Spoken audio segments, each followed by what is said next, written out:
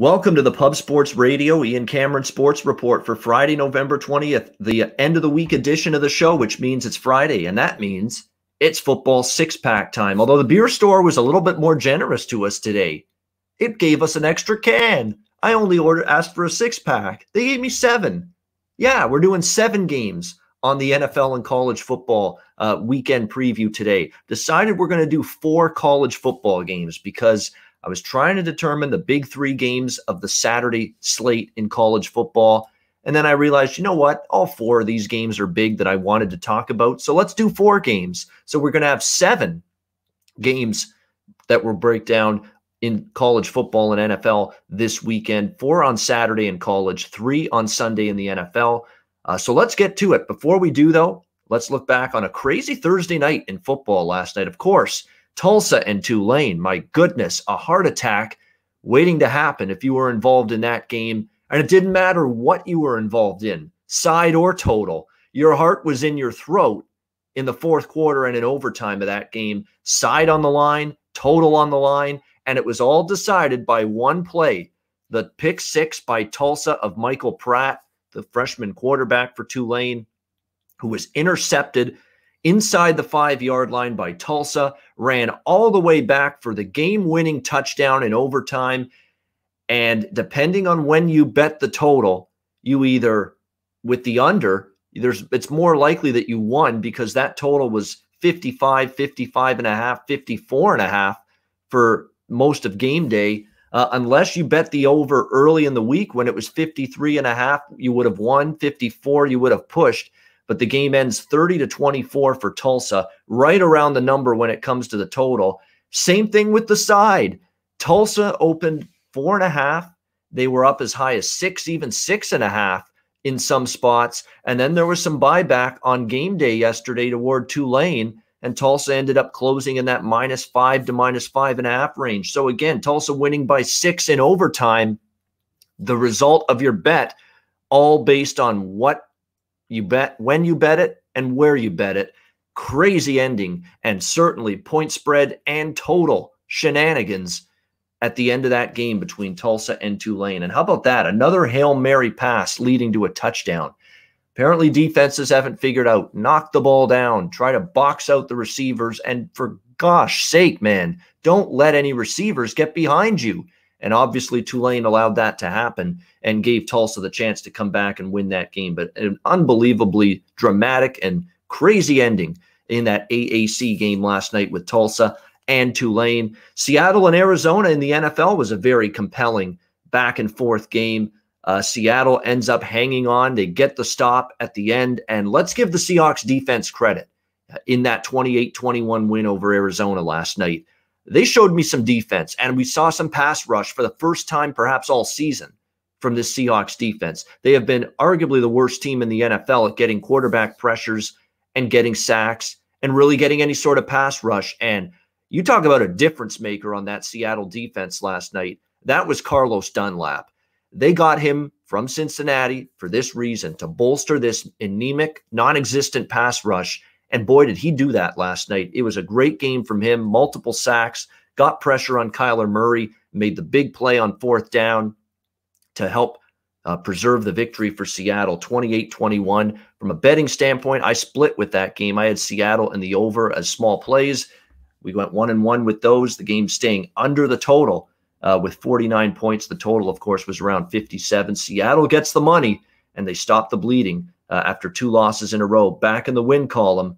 And now the Seahawks control their own destiny when it comes to winning the NFC South. All right, so that is your recap of yesterday in football. Let's turn our attention to Saturday and Sunday. It's time for the Ian Cameron Sports Report Friday football six-pack. Although, like I said, that beer store decided to give us an early Christmas gift. I got 7 cans in my six-pack this week.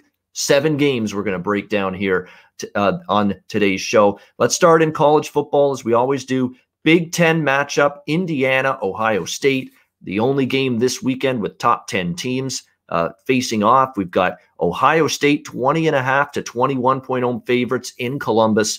The total 66.5, 67 in this game. And part of me really wants to think Indiana can hang, because the one thing I really have come to respect with this Indiana team is just the incredible passion, heart, and incredible effort this team plays with on a weekly basis. This is a team that is a team in every sense of the word. They're playing well together. They're making big plays. Offensively, they haven't fully gotten it together yet, Indiana, and that's probably the biggest worry I have for them in this game against Ohio State, because their defense has carried Indiana through the first few games of the season for the Hoosiers. They've gotten pretty good play overall from their defense that was able to neutralize Penn State in the opener, that was able to completely put the clamps on Michigan State last week, that really frustrated Michigan when they beat the Wolverines. This has been an Indiana, of course, played Rutgers as well, and Rutgers didn't move the ball quite well. But when you compare Penn State, Rutgers, Michigan State's offense to Justin Fields and Ohio State, one of the best quarterbacks, one of the best offenses in the country, this is going to be a challenge for Indiana. Let's see if they're ready to handle it.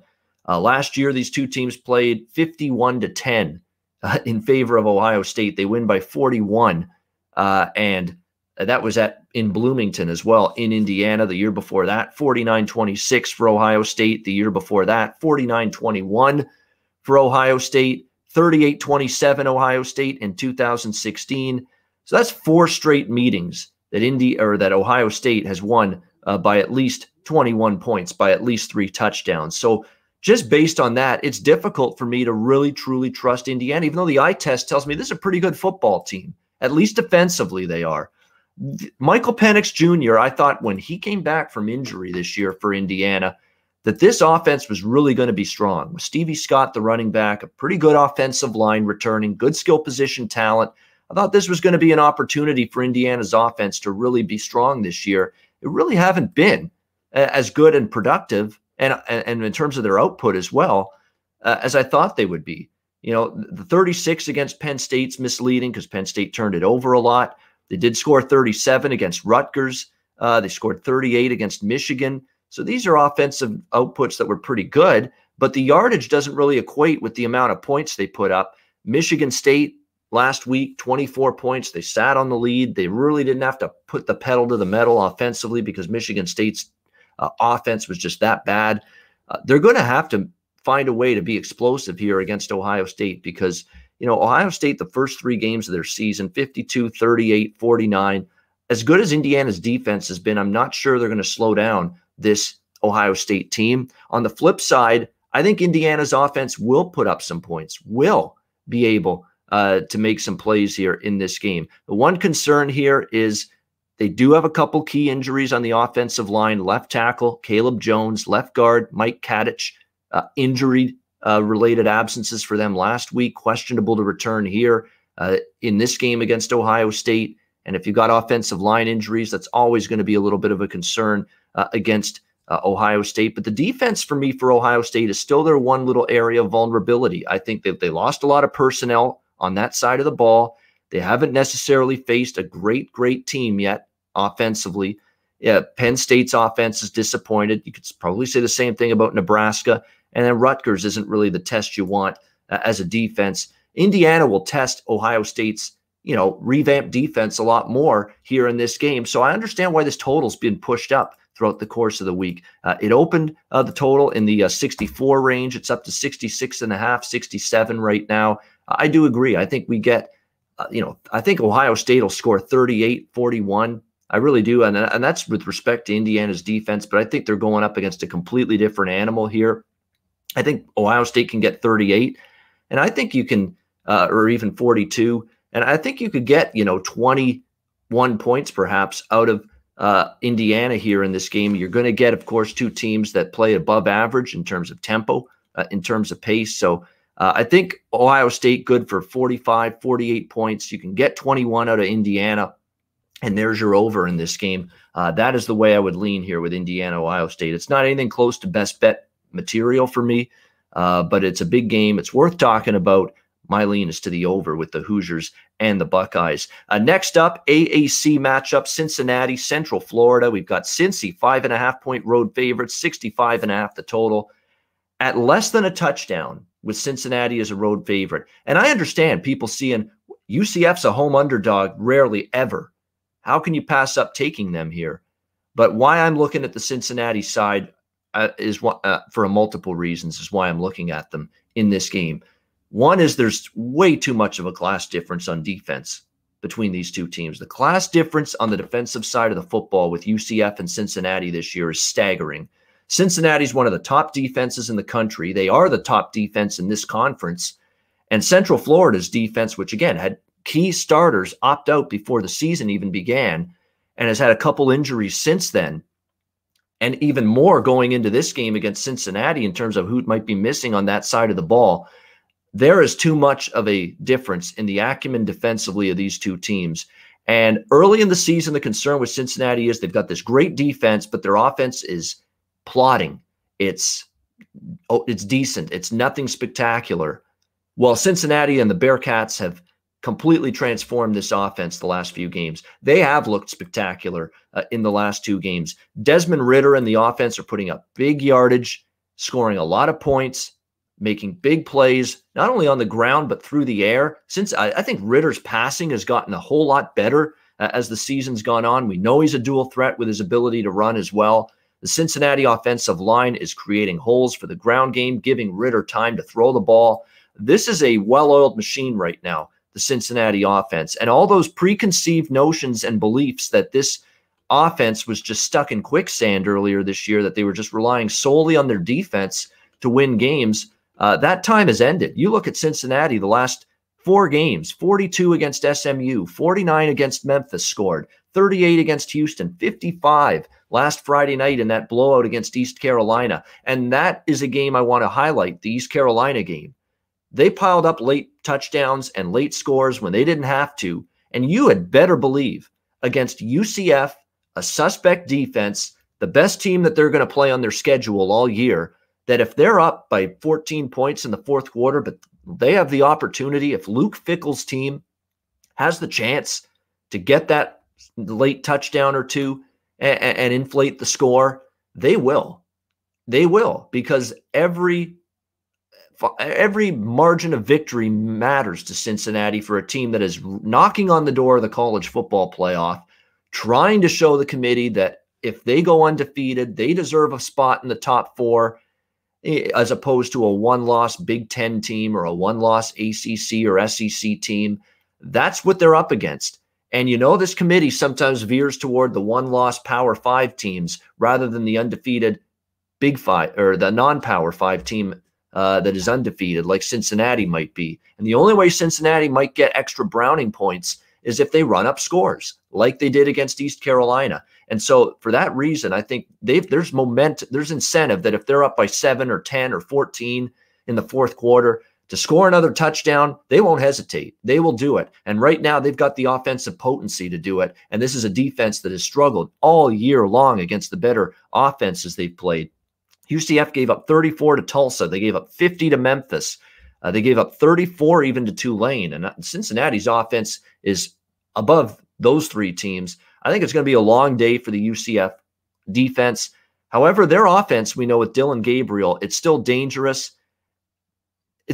Cincinnati shut down every great offense they played so far this season. They held SMU and Shane Buechele to 13. They held Brady White and Memphis to 10. Those were outstanding defensive performances by Cincinnati against really good offenses. The question I have is UCF's offense on par with SMU and Memphis, or are they better on offense than SMU and Memphis? I think they're better this year. I mean, there's been games where SMU's offense is grounded to a halt. I don't think the Memphis offense with Brady White's been as explosive or dynamic this year compared to the last couple of years. So I think UCF's offense, I would rate them a notch higher than both SMU and Memphis. So with all credit to Cincinnati shutting those teams down, I do think it's going to be a little bit more difficult for Cincinnati to completely shut down UCF with all the weapons they have with this extreme tempo offense. So I think UCF is going to find their way. The most points Cincinnati's given up this year is 20, and that was against Austin Peay, if you can believe it, in the first game of the year. They gave up 17, 10, 13, 7, 10 in their other games. I think it's fair to assume UCF can get to 21, 24 at least. And that is against a great Cincinnati defense. as great as they are, I think Central Florida is good enough offensively to get to 21. And as far as Cincinnati's offense is concerned, they can hit 45, they can hit 48, hell, they could hit 50 against this UCF defense, just like Memphis did earlier this season. So I'm looking at the favorite -5.5. I'm not stepping in front of the Cincinnati freight train, not at all. They have been inflated for weeks, and from a point spread perspective, and all they've done is gone 4-0 straight up, 4-0 against the spread in their last 4 games. I think they make it 5 here. I like the favorite, and I like the over, 64.5. And I like it because, Cincinnati's going to get that late score if they have the opportunity, just like they did last week against East Carolina in a game that ended up with 72 total points scored. So I like Cincy, and I like the over at 64.5 in that huge AAC showdown. Next up, Wisconsin, Northwestern, Big Ten matchup here. Another good one. Wisconsin, 7.5-point road favorites, 44 the total.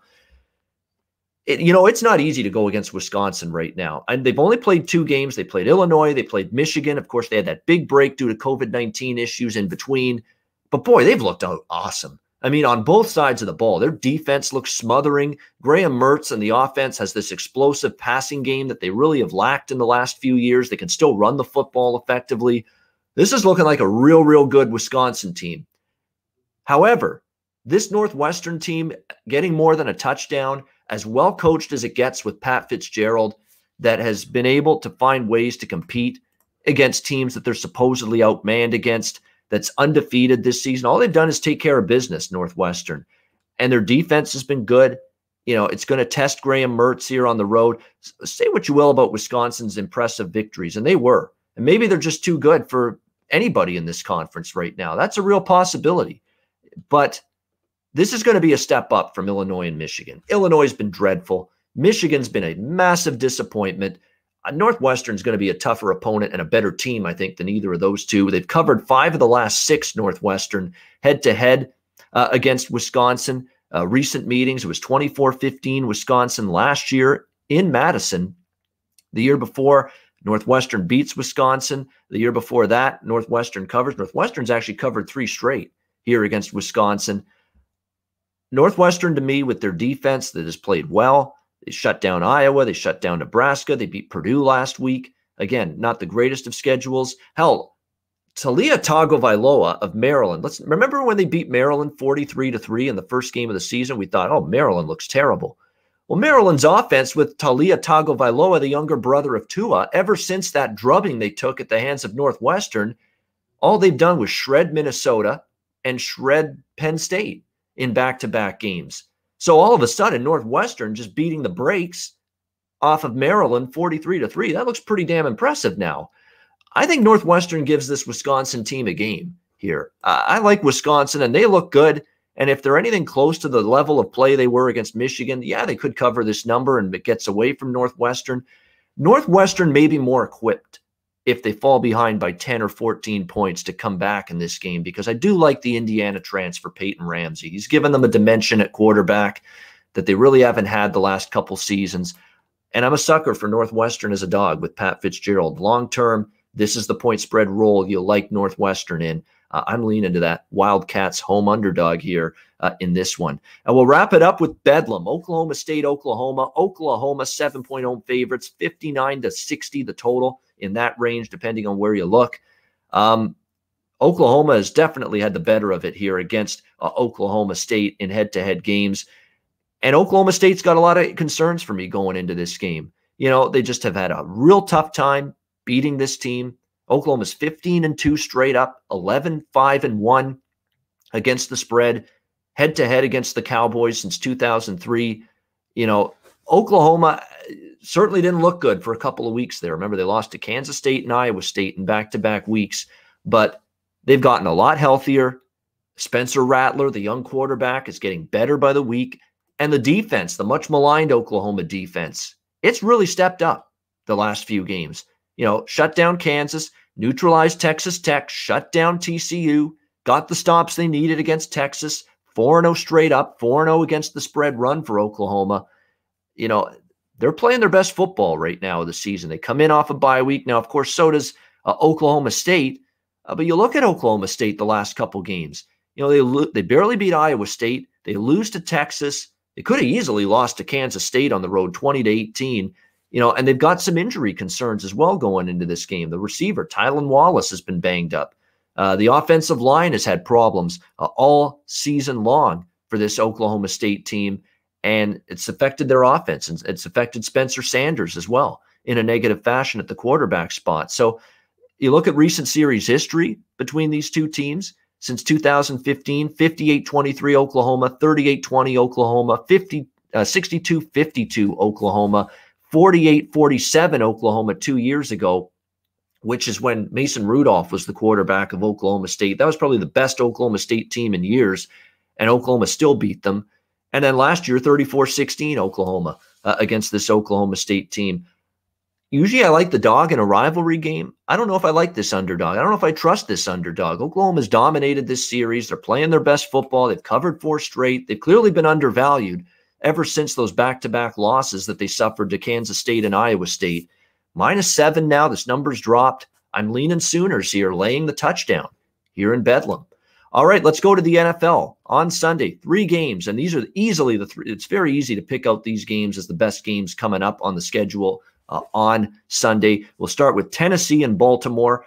The Ravens, 5.5 point home favorites, 49.5 the total. Brandon Williams now just ruled out for Baltimore. Offensive line injuries, defensive injuries. I got concerns with this Baltimore team. Big time concerns with the Ravens. Losing to New England. I usually like John Harbaugh a loss, but he's not only got to win this game, he's got to win by 6 or more here in this game. The flip side of this coin is Tennessee, and they're starting to go downward and go in the wrong direction. This football team in recent games, the loss to Pittsburgh, the loss to Cincinnati. Yeah, they beat Chicago, but not a very impressive victory. They lose to Indianapolis as the second half completely gets away from them last Thursday night against the Colts. So they're on the downward trajectory. They've got some injuries on defense right now as well. The offensive line, too, with Taylor Lewan, the left tackle's been banged up. So these are 2 teams that have got key injuries, 2 teams that are not playing their best football right now. So it's not a strong opinion I have on this game either way from a side perspective. We know Baltimore's got the much better defense, and that might swing it in their favor. But, Lamar Jackson and that offensive line is having trouble right now. They couldn't get on track against New England. I don't think it was all because that game was being played in a tsunami, in a massive rainstorm. I think a lot of it was that their offense is out of sync right now. And Mike Vrabel was really, really critical of the mistakes, just the blunders, the special teams errors continue to be a problem for Tennessee. Missed field goals from Gostowski. All of that being said, in a game where I don't trust either of these teams right now, it's just if you have to lean one way or the other, I would just lean to taking the points. And that would be with Tennessee in this game. And let's not forget, Ryan Tannehill and the offense, they've come back down to earth the last couple games. But with still some key injuries up front, Tennessee perhaps, Tannehill should have time to throw because I think the pass rush due to the injuries has been weakened for the Ravens a little bit. So it's not a strong opinion, but it's a big game. And if I'm betting this game from a side perspective, I would absolutely lean a little bit at least to Tennessee. I think it's a close game either way. And it's certainly not going to hurt the Titans that they've got the extra time to get ready for this game because they played Thursday night last week against the Colts. Next up, Green Bay, Indianapolis. Should be a good one. Rodgers and Rivers, 2 of the veteran quarterbacks in the NFL. Indianapolis, 1.5 point home favorites, 51 the total in this game.